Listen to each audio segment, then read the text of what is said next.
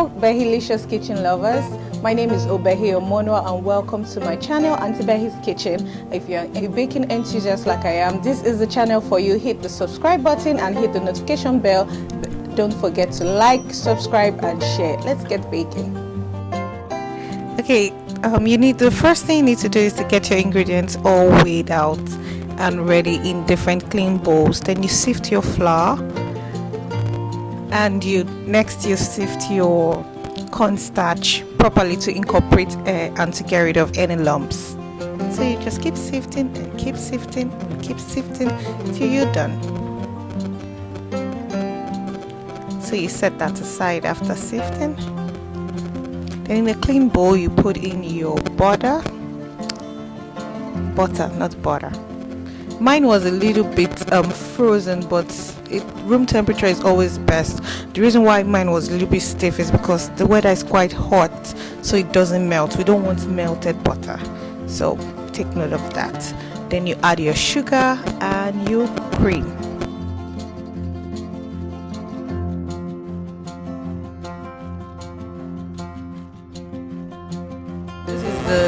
While mixing it, it was flying all around because the butter was a little bit frozen.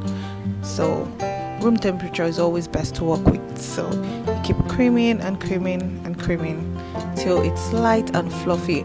And don't forget to do not over mix or over cream, so you don't get a worked up mixture.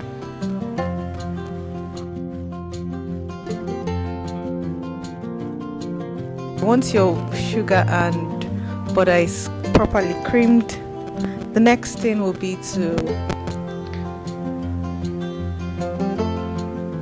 add your condensed milk. Scrape all those juicy goodness into your batter. No wastage.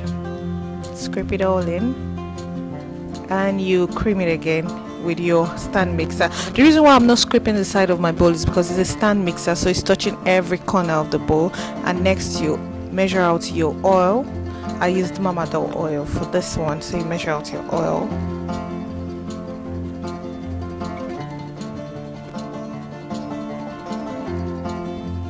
And you pour it in while mixing. Ensure that your hand mixer goes around the bowl to every corner, so it's incorporated slowly. Just you pour a little, you cream again, you pour a little, you cream again, till it's all done and nicely incorporated.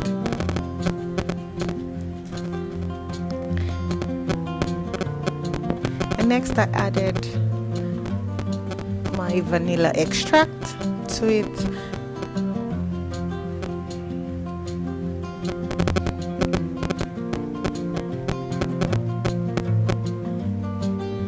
And I creamed again to get it all mixed in. And then my egg yolks, one at a time. So once you add one egg yolk, you cream until it's properly mixed, and then you add it in.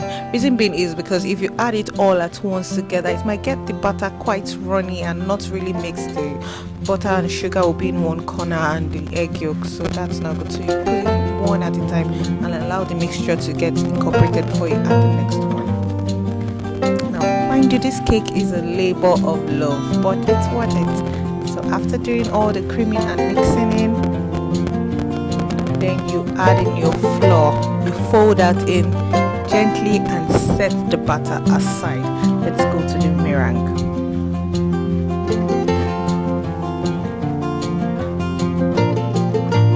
So in another clean bowl, you use a lot of bowls. You add your egg whites,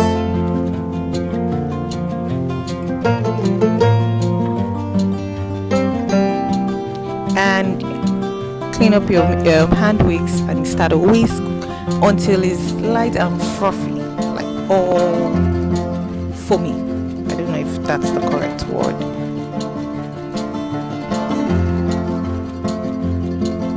And once it's foamy a little, you begin to add in your sugar.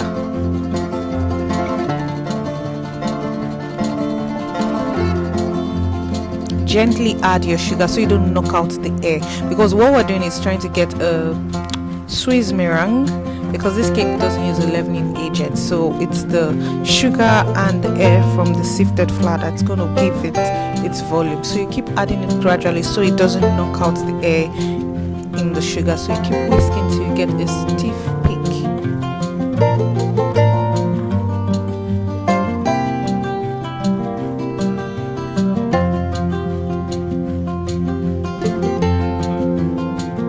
It should have a nice shine and gloss. Then you add your cream of tartar. The reason why we add cream of tartar is to help the egg white hold its volume and to give it a lovely shine. So that's why we add cream of tartar.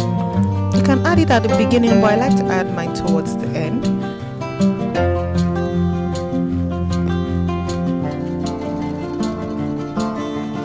So then you gently fold in the egg whites into your batter. You take it gradually and you fold it in. It's not a vigorous action. What you're trying to do is to get the flour and sugar batter to become almost the same consistency as the egg white. So it's going to double the volume, and it's a gentle fold because it's a meringue based cake, so we are not using any leavening agents. Like I said before, the leavening agent is the egg whites and the sifted flour, so it's a gentle mix. Take it gradually. Then I divided my batter into 3 equal, and I dyed one blue, one yellow, one pink, and I left one as plain. So the plain one is what I'm going to use to wrap the cake. So I just put it in a flat square baking sheet lined with parchment paper, spread it around and baked it till it was cooked properly. The one pink, so it's based on your color choice. I just felt these 3 colors were going to work together and give a very vibrant cake.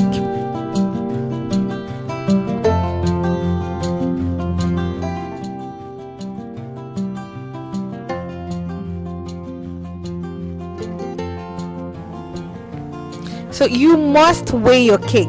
So I did each layer 200 grams. Sometimes I cheated and went over 200 grams.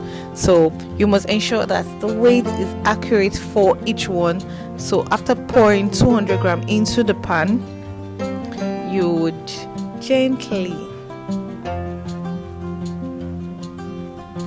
spread it into every corner of the pan. And one tip, please steam bake.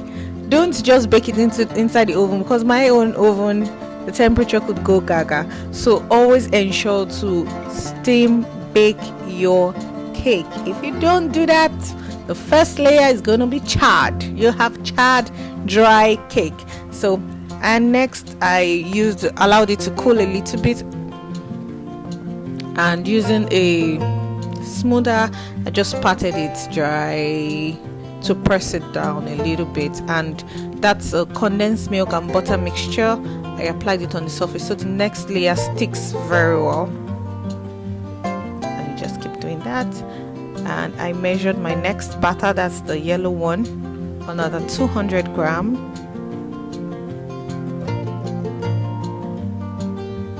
This cake.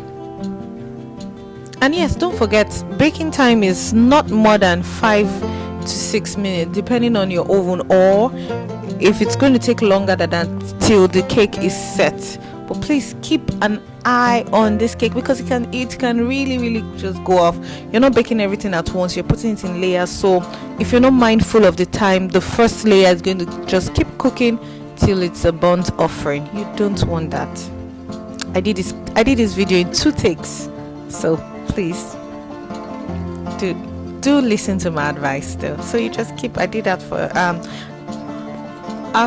once you bring it out of the oven, another thing to notice this, please cover it with a cling film till it cools down, and you can add your next batter, because if you leave it open, while it's open it gets dried. So I added the pink layer and back to the oven for 5 to 10 minutes, steam baking, and did all the layer. I repeated the process twice, and for the last layer I just poured in all the batter to give it like a marble design. Then I put in toothpicks to cut into 4 equal rectangles. Yeah, equal shapes to mark it, because it must have an if it's not equal, by the time you begin to stack it, you'll find out that you'll not get a perfect square, or rather rectangle.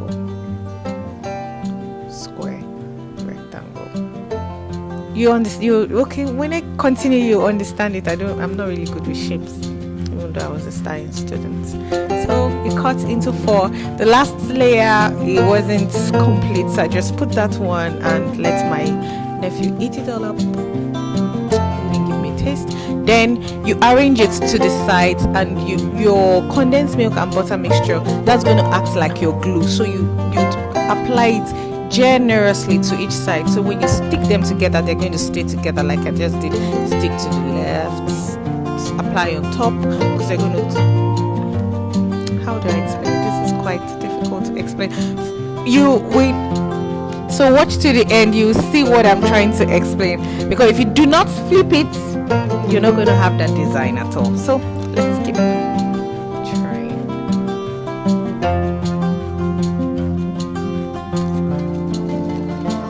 Then you put it in a cling film and chill for at least 2 hours, so the whole for the milk and the condensed milk and the butter acts as a glue. So once it's chilled together, once you're cling filming it, ensure that it's firm. Don't squish your cake in trying to be firm, but be as light and as firm as possible, so that they stick together properly. So I think I double cling filmed mine so as to get a very firm hold, and off to the fridge for 2 good hours. Then I brought back my wrap. The first one, the butter I didn't dye, so after chilling my cake, I brought it back. I was supposed to apply the condensed milk at that edge, but I skipped it. Apply the condensed milk as a glue again. I think I'm going to still reapply it so that it sticks together. You apply it generously. If you don't want to use condensed milk and butter, you could use jam, but I found out that this gave it a very, very beautiful, nice flavor, but it's not too sweet in as much as I put in a lot of condensed milk and sugar. So I opened that part again and applied the condensed milk and butter mixture and wrapped. So while wrapping it might crack. No need to hassle, no stress. It will all be patched up because we're cutting it again. So even if you don't need, just wrap, then trim off the excesses. Be very gentle with the cake. Very, very gentle.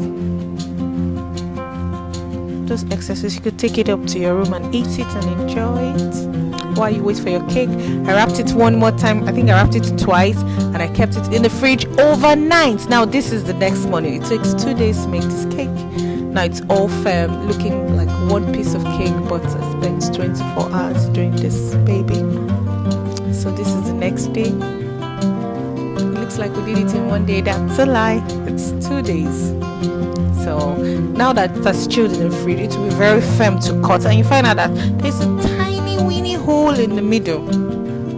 Yes, and now look at those beautiful vibrant color.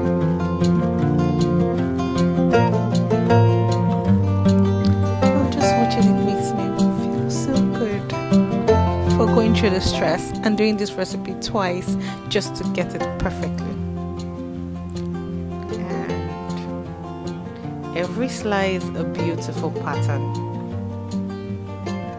So you could do this for a wedding, as a treat for children's birthday parties. It's really a nice work of art, an edible work of art, and you could change the colors, you could switch the patterns, and if you try out new patterns, don't forget to tag me so that I can see them. And please don't forget to like, subscribe, share, follow. It's a lovely piece of work. And that is my Kek Lapis Sarawak layer cake. I hope you enjoyed the recipe. Thank you. Bye.